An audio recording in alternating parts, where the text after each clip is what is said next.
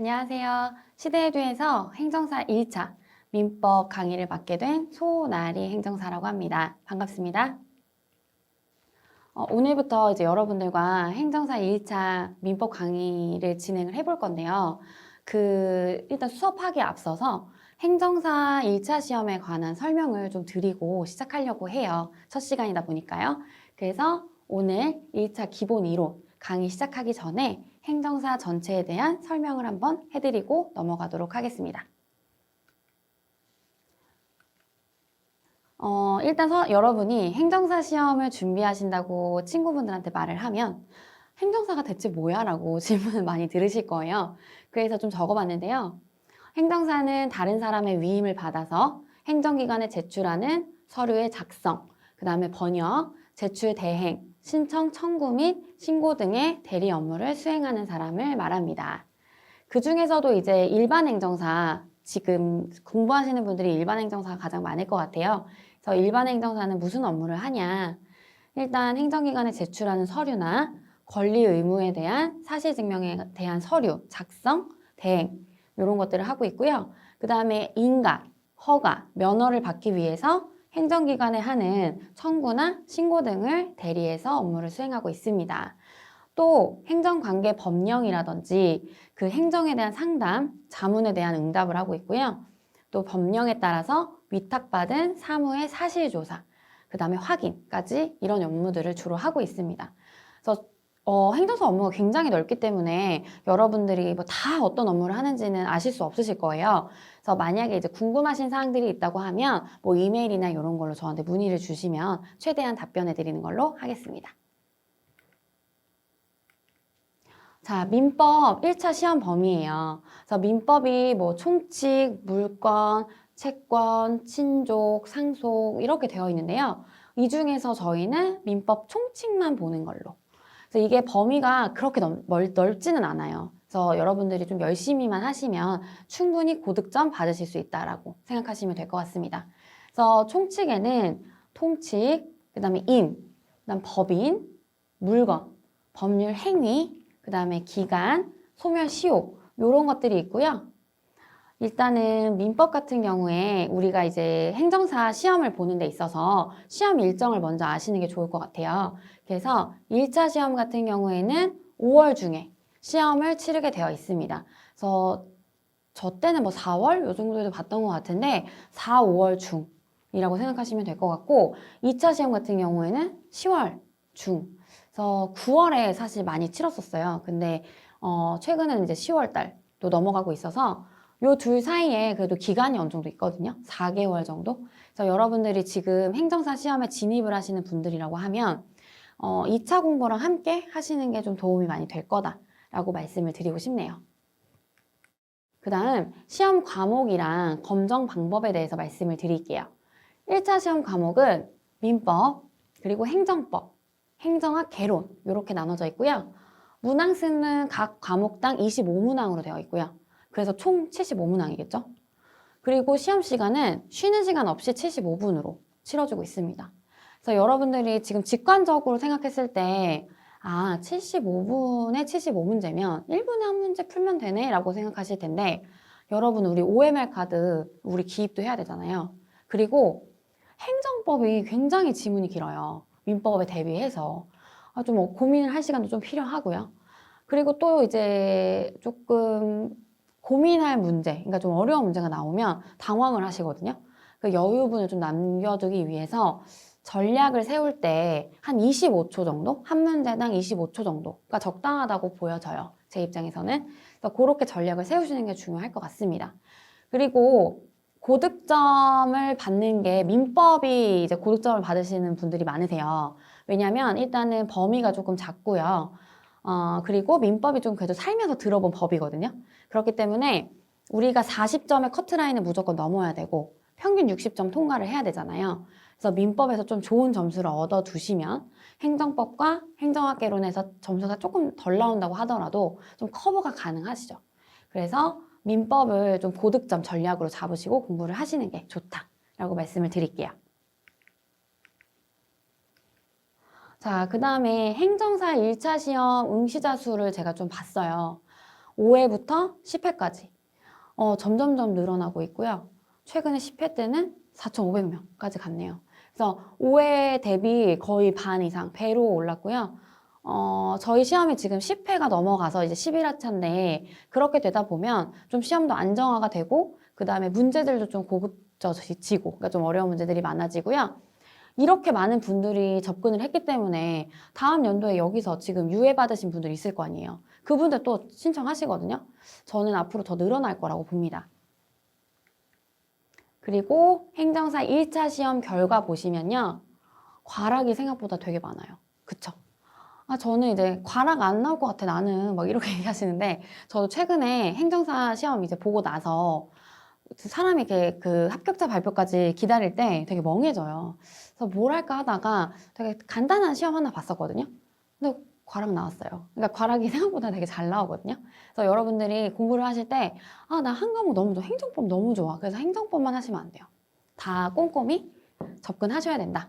그걸 보여드리려고 한 거고, 그 다음에 최근 5년간 행정사 1차 민법 시험 결과입니다.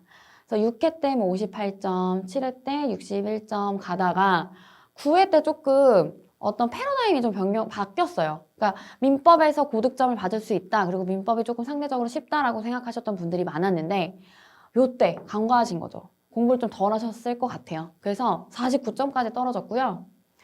과락률도 굉장히 높았죠.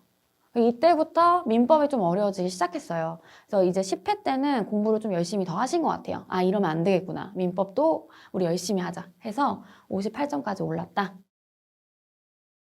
그리고 최근 5년간 행정사 1차 민법 시험 출제 영역 분석을 해봤어요. 그래서 요거는 왜 했냐면 저희 시험 자체가 직장인분들이 되게 많이 들어오시거든요. 진입을 하시는데 너무 시간이 없어요. 저는 하루에 1시간밖에 시간을 낼 수가 없어요 라고 하시면 좀 문제가 많이 출제되는 데를 기준으로 해서 공부를 더 많이 하시라고 제가 이거 만들어 봤거든요. 그래서 일단 1장 민법 서론은 법원에서 나와요. 법원에서 주로. 그래서 관습법 이런 데서 출제가 되고요. 권리 일반은 이제 형성권, 신의성실 이렇게 출제가 되고 있고 권리 주체는 자연인, 태아, 그 다음에 제한능력자 많이 나오죠. 그 다음 법인, 비법인 사단, 그리고 법인의 불법행위 구성 이런 것들 많이 나오고 있습니다. 특히 이 법인이나 비법인 사단은 저희 행정사 업무할 때 민법상 법인 저희가 설립하잖아요. 그리고 비영리법인 이런 것들. 그래서 그때 도움이 굉장히 많이 돼요. 그래서 지금 공부를 좀 꼼꼼히 해놓으시면 도움이 많이 된다라고 생각하시면 될 것 같고 4번 권리 객체는 주물종물 너무 많이 나오죠. 그 다음 5번 권리 변동 여기가 가장 많이 나오는 부분이고요. 여러분들이 시간이 너무 없어요 라고 하면 요거랑 요거는 꼭 해주셔야 돼요. 그쵸? 그래서 우리 40점은 넘어야 될 거 아니에요. 그쵸? 과락 면하려면. 그래서 반사회적 법률행위, 불공정한 법률행위, 비진의 의사표시, 통정화의 표시, 착오, 사기, 뭐 대리, 목대리, 무건대리 이런 것들. 무효, 취소. 그래서 여기 너무너무 중요하니까 이쪽은 공부 꼭 한다 라고 생각하시고 공부하시면 될 것 같고 기간 요즘 최근에 많이 나오고 있는데요. 계산하는 게 나와요. 무조건. 그리고 소멸시효는 소멸시효, 제척기간 뭐 비교하는 것들 그 다음에 요건, 중단, 정지 뭐 이런 것들이 출제되고 있습니다. 그래서 일단은 행정사 시험에 대해서는 여기까지 좀 설명을 드렸고요. 저랑 공부하시기 전에 좀 약속해 주셨으면 좋겠는 것들을 좀 말씀을 드릴게요. 일단은 수험은 명석한 두뇌로 합격하는 게 아니라고 생각합니다. 그래서 명석한 두뇌 있으시면 당연히 합격하겠지만 그게 다가 아니에요. 일단 반복의 과정 되게 중요하고요. 수험은 사실 반복이 다라고 보시면 돼요. 그래서 항상 하루에 한 번씩 꼭 읽어주시는 연습하시고 문제 풀었던 거 꼭 반복해서 뭐 복습도 하시고 예습도 하셨으면 좋겠어요. 그 다음에 두 번째는 일단 가시성이 있으면 굉장히 책을 보기가 좋아요. 그래서 나는 연필로만 할게라고 하시는 분들도 있는데요. 제가 별표나 줄긋기나 그다음 동그라미 치라고 하는 것들이 있을 거예요. 그 키워드가 중요한 거거든요. 그때 이제 연필로만 하시면 나중에 되게 보기 싫어져요. 지저분해져서. 그래서 빨간 펜이나 아니면 형광펜 그런 거 준비하시고 이제 수업에 참여하셨으면 좋겠어요. 그래서 그런 거 좀 약속 부탁드리고 그리고 법 과목은 좀 휘발성이 강한 과목이에요. 아까 그 행정학도 마찬가지지만 법률도 용어를 잘 모르기 때문에 굉장히 빨리 날아가거든요. 그래서 시간이 정 없다고 하면 10분만이라도 우리가 공부할 거 아니면 했던 거 한 번씩 꼭 읽어주셨으면 좋겠습니다. 그래서 그렇게 약속하고 오늘 행정사 민법 1차 챕터 1 강의 시작해 보도록 하겠습니다. 민법 서론 부분이에요. 우리 민법 공부하니까 민법 의 정도는 알아야죠. 그래서 민법은 형식적으로 민법이라는 이름의 성문법전, 즉 민법전을 가리키지만 또 실질적으로는 일반 사람들, 모든 사람들에게 적용되는 사법, 즉 일반 사법을 말하고 있습니다. 그래서 민법은 이런 것들이고요. 이제 민법의 성질을 볼 거예요. 그 성질이 세 가지인데 사법으로서의 민법 있고요. 그 다음에 일반 사법으로서의 민법이 있고요. 또 실체법으로서의 민법이 있습니다. 가장 먼저 사법으로서의 민법을 볼 거예요. 일단은 사법. 공법이랑 구분을 해서 좀 비교를 해드릴 건데요. 공법은 이제 공공관계, 공익관계 그 속에서 법치주의에 입각해가지고 하는 것이 공법이고요. 사법 같은 경우에는 사적자치 원리를 기본 원리로 해서 행하는 것이 사법입니다. 그래서 우리 만약에 이제 뭐 공공 관련해가지고 문제가 생기면 행정심판이라든지 또 뭐 행정소송 이런 거 이제 저희가 진행하잖아요. 그거랑 사법관계에 관련해가지고 문제가 생기면 민사소송 진행하죠. 그래서 둘은 이제 엄연히 차이가 있는 거예요. 그래서 여기 보시면 국가나 공공, 단체, 상호간 또한 이들 사인 간의 관계는 공법관계고요. 사인 간의 관계는 사법관계로 보는 견해에 따르면 민법은 당연히 사법에 속합니다. 그래서 사법의 내용은 뭐 재산관계, 가족관계 이런 것들이 있어요. 그래서 그 규율하는 법들 있다라고 보시면 될 것 같습니다. 이쪽은 사실 문제가 나오기 좀 어렵고요. 그냥 이해하는 정도 해서 편안하게 들어주시면 될 것 같아요. 자, 그 다음 두 번째, 일반 사법으로서의 민법입니다. 일반 사법이 뭐냐? 일단 사람, 사항, 장소 등에 대해서 제한이 없어요. 그러니까 인간이기만 하면 모든 사람에게 적용하는 법. 그런 걸 일반법이라고 하고요. 걔랑 조금 비교해서 보실 게 특별법입니다. 특별법. 특별법 많이 들어보셨죠? 특별법은 일반법과는 다르게 특정한 사람, 사항, 장소에 대해서 규정하는, 적용하는 것을 특별사법이라고 합니다. 예를 들어서 특별법은 상법 같은 게 있겠네요. 그쵸? 상법은 모든 사람에게 적용하지 않고 상행위를 하는 상인들에게 적용하는 법이잖아요. 그래서 특별법. 근데 여기서 포인트는 요거를 기억해 두셔야 돼요. 이 문장. 특별법 우선 원칙이 뭐냐? 이거 뭐 한 문장 정도 문제 나올 수 있는 건데 만약에 일반법이랑 특별법이 충돌을 해요. 그러면 특별법이 우선해서 적용이 됩니다. 그래서 우리 뭐 작년에 제일 많이 들었던 법, 부동산 특별법 뭐 이런 거 많이 들었었잖아요. 그러면 그 부동산 특별법 해가지고 적용을 할 때 특별법 먼저 적용을 하고 여기서 만약에 규정하지 않은 부분에 대해서 민법, 일반법으로 이제 나중에 규정을 하게 되는 거죠. 그래서 그렇게 생각하시면 될 것 같습니다. 그 다음에 실체법 볼게요. 민법은 실체법이에요. 그래서 어떤 권리 의무에 관해서 규율하는 법을 얘기하고요. 또 실체법과 비교해서 말씀드릴 수 있는 게 절차법인데요. 요거는 권리 의무를 실현하는 절차를 정하는 법이에요. 그래서 뭐 민사소송법, 그다음에 민사집행법, 가사소송법 등이 있다라고 보시면 될 것 같습니다. 그래서 민사집행법 생각해 보시면 어떤 이제 집행할 때 요런 순서대로 하겠구나, 뭐 요런 건 이렇게 하겠구나 이런 식으로 나와 있을 나열이 되어 있을 거거든요. 그래서 그 절차를 규정하는 법이다라고 보시면 될 것 같습니다. 자, 세 번째 민법의 형식 볼게요. 형식적 의미의 민법은 그 1958년도에 이제 제정되고 그리고 공포된 그 민법 전을 가르칩니다. 형식적인. 자, 실질적 의미의 민법은 아까 제가 말씀드린 것처럼 모든 사람에게 적용되는, 인간이라면 적용되는 그 일반 사법을 의미를 합니다. 이거는 좀 특이한데요. 형식적 의미의 민법이지만 실질적으로 들여다보니까 민법이 아닌 게 있대요. 그럼 이거 보면 이제 민법전 안에서 문서로 막 규정은 되어 있는데 그 내용 자체가 민사 관련이 아니라 행정벌이나 절차법에 관한 것인 경우가 있대요. 그래서 행정벌은 뭐 법인의 이사, 감사, 청산인, 벌칙 규정 이런 것들이 있고요. 그 다음에 절차법은 강제 이행에 관한 규정 이런 것들이 있다라고 보시면 될 것 같습니다. 자, 여기까지 했고요.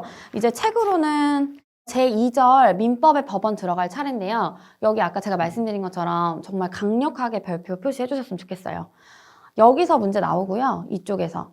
그리고 빨간 줄로 밑줄 친 준비 시작하시고 책 같이 볼게요. 자, 법원, 민법 제1조. 민사에 관하여 법률의 규정이 없으면 관습법에 의하고 관습법에 없으면 조리에 의한다. 여기 너무너무 중요합니다. 이거는 민법 나오는 다른 뭐 자격사 시험에도 1번 문제로 충분히 나올 수 있고요. 여기서 이제 바꿔가면서 헷갈리게 이렇게 나오죠. 뭐 민사에 관하여 관습법에 규정이 없으면 법률에 의한다 이런 식으로요. 여기 너무 중요합니다. 체크해 두시고요. 얘 개념 좀 볼게요. 일반적으로 이제 법원이란 법의 존재 형식 내지 법을 인식하는 근거가 되는 자료로서의 의미를 갖고 있습니다. 그래서 두 번째는 성문법과 불문법에 대해서 안내를 해드릴 건데요. 성문법은 문장의 형식으로 표현이 돼요. 그리고 또 일정한 형식이라든지 그 다음에 절차에 따라서 제정되는 법을 얘기합니다. 그리고 성문법이 아닌 거를 불문법이라고 하죠. 자, 민법 제1조 아까 중요하다고 했는데 그게 왜 중요할까요?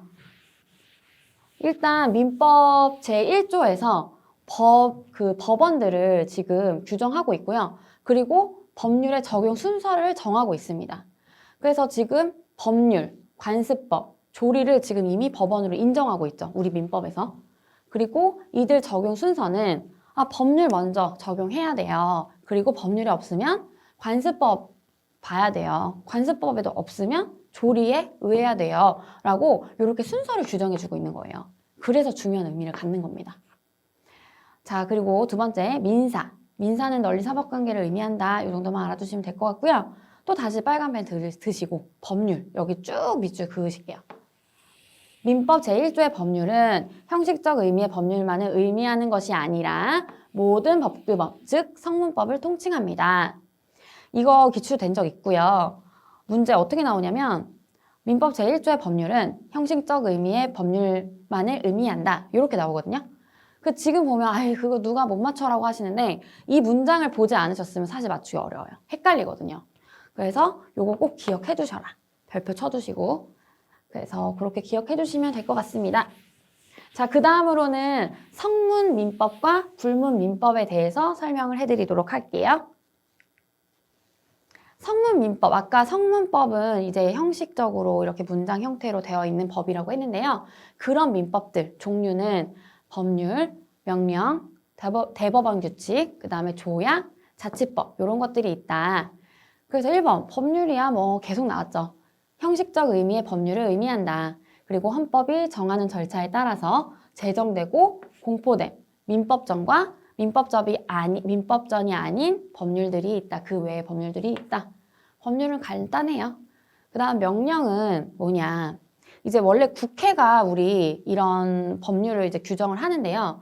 그 외 다른 국가기관이 일정한 절차를 거쳐서 제정하는 법규를 말합니다. 이거는 제정권자에 따라서 이름이 바뀌어요. 그래서 대통령이 만약에 뭐 규정한 법이라고 하면 대통령령, 그 다음에 뭐 총리령, 부령 이런 식으로. 그리고 이제 명령을 법원으로 볼 수 있냐에 대한 이제 얘기가 많은데요. 명령 안에도 민사에 대한 규정이 만약에 들어가 있어요. 그럼 당연히 법원성을 긍정하자라는 거죠. 그래서 법원이 된다라고 생각하시면 될 것 같습니다. 3번 볼게요. 대법원 규칙. 대법원은 이제 법률에 저촉되지 않는 범위 안에서 소송에 관한 절차도 규정할 수 있고요. 그리고 내부적으로 본인들이 사무 처리하는 기준들이 있을 거 아니에요. 그래서 그런 규정도 할 수 있고 또 법원의 그 내부 규칙 이런 것들을 정할 수 있거든요. 근데 이 대법원 규칙 속에 민법에 관련된 것들이 들어있다라고 하면 법원성을 인정하자라는 거예요. 그래서 민법의 법원이 됩니다. 자, 조약은 시험 문제 출제된 적 있죠. 조약. 그래서 뭐 어디에서 뭐 정한 조약인데 이게 민사에 관한 것이라면 이런 식으로 문제가 등장을 합니다. 민사에 관한 것이라면 법원성을 긍정하고 있습니다. 자, 5번 볼게요. 자치법. 이거는 지방자치단체가 자기네 아까 사무처리를 하는 뭐 규정들을 뭐 정한다거나 아니면 뭐 기준? 이런 것들을 이제 정하는 기준인데요. 제정하는 건데요. 그게 조례나 규칙이라고 해요. 근데 여기 속에 민사 법규를 포함하는 경우 당연히 법원이 되겠죠.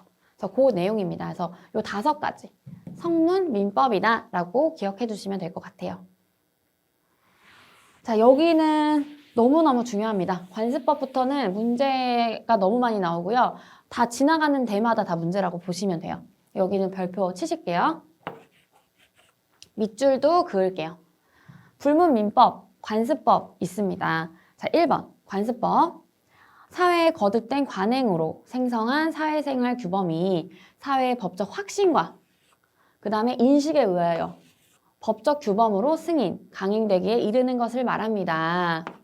확신 인식이 있어야 돼요, 관습법은. 그리고 관습법은 바로 법원으로서, 법원이래요. 법령과 같은 효력을 갖는 관습입니다. 대신 뭐 해야 된다? 법령에 저촉되지 않는 한, 요게 포인트입니다. 법령에 저촉되면 이거는 법이라고 인정할 수 없어요. 그래서 저촉되지 않아야 법칙으로서의 효력이 있다. 그래서 관습법의 성립은 이 존재에 대해서 확신의 취득으로 성립을 합니다. 법적 확신. 자, 여기서 주요 판례, 종중, 구성원, 인정이 있네요.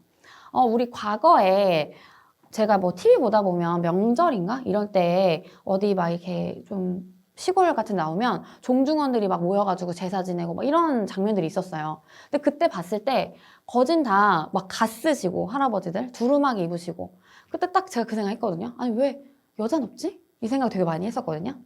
과거에는 종중원을 남자만 인정하고 있었어요. 남자들만. 근데 우리 더 이상 그거 인정하나요? 그 법적 확신과 인식이 없어지게 된 거죠. 그쵸? 이거에 대해서 남자만 인정되는 게 말이 되냐. 공동선조고 그 다음에 우리 같은 후손이고 또 성과 본을 같이 하는 사람들인데 왜 남자 성년만 종중원이 될 수 있냐. 이거에 대해서 계속 의심이 제기된 거죠. 그래서 지금은 여성도 종중원이 될 수 있습니다. 그래서 여기 판례 좀 읽어볼게요. 줄 치실 준비하시고요. 더 알아보기 보시면 일단 1번 여기는 이제 줄 쳐 있으니까 여기 다 치셔야 되고 8번째 줄 볼게요. 2번 사회에 거듭된 관행으로 생성된 사회생활 규범이 관습법으로 승인되었다고 하더라도 사회를 지배하는 기본적 이념이나 사회 질서의 변화로 인하여 그러한 관습법을 적용하여야 할 시점에 전체 법질서에 부합하지 않게 되었다면 그러한 관습법은 법적 규범으로서의 효력이 부정될 수밖에 없다 나와 있죠. 그쵸? 그래서 지금 옆쪽에 맨 마지막 공동선조와 성과 본을 같이 하는 후손은 성별의 구별 없이 성년이 되면 당연히 그 구성원이 된다고 보는 것이 조리에 합당하다까지 줄 쳐주실게요. 그래서 이제는 구별 없이 종중원이 된다라고 보시면 될 것 같아요. 자, 그 다음 관습법과 사실인 관습의 차이. 여기도 문제 너무너무 많이 나옵니다. 일단 사실인 관습은 차이가 있는데요. 사회 관행에 의해서 발생한 사회생활 규범인 점에서는 관습법과 사실인 관습은 동일합니다. 하지만 차이가 있죠. 사회의 법적 확신이나 인식에 의해서 법적 규범으로 승인된 정도에 아직 이르지 않은 상태인 거죠. 사회 관습은. 그리고 법원으로서 효력도 인정되지 않고 있습니다. 자, 법적 효력은 일단은 관습법은 법령에 저촉되지 않는 한 법칙으로서 효력이 있어요. 그래서 얘가 그 재정법에 대해서 여루적, 보충적 성격을 띠게 되죠. 요거는 문제 너무 많이 나와요. 꼭 여루적, 보충적 이 단어 기억해 주셔요. 그리고 사실인 관습은 일단 법적인 효력이 없습니다. 단순한 관행이고요. 그래서 요 말이 가장 많이 나옵니다. 밑줄 쳐주세요. 법률행위 당사자의 의사를 보충할 뿐이다. 자, 그 다음에 그냥 의사 보충 기능으로 재판 자료로 활용할 수 있음. 법으로는 인정이 안 되는 거죠. 자, 그 다음에 이제 제정된 법이 강행 규정이래요. 그래서 규정의 결함 또는 관습에 위임한 경우 외에는 법적 효력을 부여할 수 없습니다. 사실인 관습은 아무튼 법적 효력은 없다. 뭐다? 당사자의 의사를 보충할 뿐이다. 그래서 재판 자료로 활용할 수 있다. 여기까지. 자, 그 다음 불문민법 중에서 조리가 있네요. 조리. 그래서 조리란 사물의 본성, 자연의 이치, 경험칙, 사회 통념, 법의 일반 원리 등. 그래서 이렇게 설명을 할 수 있고요. 우리 이런 거 되게 많아요. 뭐 사회 통념상 인정될 수 없다. 뭐 이런 거. 그때 조리 말하는 겁니다. 그래서 법원인지 대해서는 학설의 대립이 존재합니다. 이게 지금 판례가 있는데요. 섭외적 사건에 관해서 이제 외국 법규를 적용되는 경우에 법원에 관한 민사상 대원칙에 따라서 외국 법률, 그 다음에 외국 관습법, 그 다음에 조리의 순으로 법원이 된다고 판시한 바 있대요. 그래서 요거는 그냥 이런 경우가 있었구나 라고 알아두시면 될 것 같아요. 그 다음 불문민법 중에서 판례가 있습니다. 판례. 그래서 이제 대한민국은 성문법계 국가이기 때문에 판례를 법원성으로 인정한다? 요거에 대해서 조금 견해 대립이 있어요. 그런데 불문법 국가들 있잖아요. 영미법계 국가들은 판례를 중요한 법원으로 보고 있습니다. 그래서 우리 책 한번 보실게요. 관습법과 사실인 관습의 차이 쪽에 더 알아보기 있잖아요. 여기가 이제 2022년도에 정말 많은 사람들에게 혼동을 주었던 문제입니다. 그래서 거기 판례를 지금 적어 놓은 건데요. 이 문제 때문에 이 문제가 중복 정답이 됐었어요. 그래서 이 문제 때문에 제 지인은 60점이 안 됐었는데 60점으로 이게 합격을 하면서 2차 시험을 보게 됐던 문제입니다. 이제 호주가 사망한 후에 딸에게 분재 청구권을 인정하지 아니한 구관습법. 그래서 과거에는 이제 호주가 사망을 하면 딸에게 분재 청구권을 인정하지 않았었어요. 그래서 이게 헌법소원 심판의 대상이 되는지 이게 포인트거든요. 그래서 보시면 줄쳐 있는데 볼게요. 이 사건 관습법은 민법 시행 이전에 상속을 규율하는 법률이 없는 상황에서 재산 상속에 관하여 적용된 규범입니다. 비록 형식적 의미, 그러니까 문서로 작성된 그런 형태는 아니지만 실질적으로는 법률과 같은 효력을 갖는 것이므로 위헌 법률 심판의 대상이 된다라고. 그래서 이게 뭐라고 문제 나왔었냐면 이런 관습법이 위헌 법률 심판의 대상이 된다 이런 식으로 나왔었거든요. 그래서 이게 이제 잘못 나와서 중복 오답이 된 경험이 있습니다. 그래서 이것도 알아두시면 좋을 것 같아요. 그래서 관습법은 비록 이렇게 문서상으로 규정된 건 아니지만 형식적 의미의 법률은 아니지만 위헌 법률 심판의 대상이 된다. 여기 줄 쳐주시고요. 자, 판례까지 받고 이제 마지막 불문법의 마지막 헌법재판소 결정 보겠습니다. 헌법재판소의 결정은 일단 헌법재판소가 결정을 하면 국가와 국가기관들을 모두 기속을 해요. 따라야 되는 거죠. 지방자치단체도 기속하고요. 그래서 만약에 헌법재판소의 결정이 민사에 관한 것이면 민법의 법원이 충분히 될 수 있습니다. 그래서 여기까지. 자, 그리고 이제 민법의 기본 원리예요. 그래서 여기는 이제 현대 민법의 원리와 근대 민법의 원리의 차이에 대해서 적어 놓은 건데요. 소유권, 근대 민법에는 소유권이 가장 중요했습니다. 그래서 소유권 절대 원칙. 사유재산권 존중. 너무너무 중요하다, 사유재산권. 이렇게 됐는데 요즘 어때요? 소유권 공공의 원칙. 이렇게 많이 바뀌었네요. 그 다음에 계약 자유의 원칙. 근대 민법은. 근데 요즘엔 어떻습니까? 계약이 공정해야 돼. 공정의 원칙으로 흐름이 바뀌고 있고요. 그 다음에 과실 책임. 과실이 있어야 책임을 지지. 그게 원칙이지 라고 했었는데 요즘에는 무과실 책임. 이 원칙. 이렇게 바뀌고 있다. 그래서 여기 있는 문제 나오긴 좀 어려울 것 같고요. 이런 패러다임이 좀 바뀌고 있구나. 근대 민법에서 현대 민법으로. 그래서 이렇게 바뀌고 있는 것만 기억해 주시면 될 것 같습니다. 그래서 오늘 챕터 1 민법 기본 이론을 마친 것 같아요. 오늘 배웠던 것 중에서 시험 문제에 가장 많이 등장하는 게 관습법, 법원이에요. 그리고 사실인 관습. 이쪽은 정말 몇 번을 얘기해도 너무너무 중요하고요. 그리고 제가 별표 치고 동그라미 쳐달라고 한 부분은요. 오늘 만약에 못 하시게 되면 내일 10분이라도 한 번만 더 읽어보세요. 그래서 사회의 확신, 인식 이런 것들 있잖아요. 그게 너무 헷갈리게 많이 나오거든요. 그래서 거기 다시 한번 봐주시고 꼼꼼히. 그리고 오늘 수업은 마치는 걸로 하겠습니다. 그럼 다음 시간에 챕터 2부터 시작하도록 할게요. 감사합니다.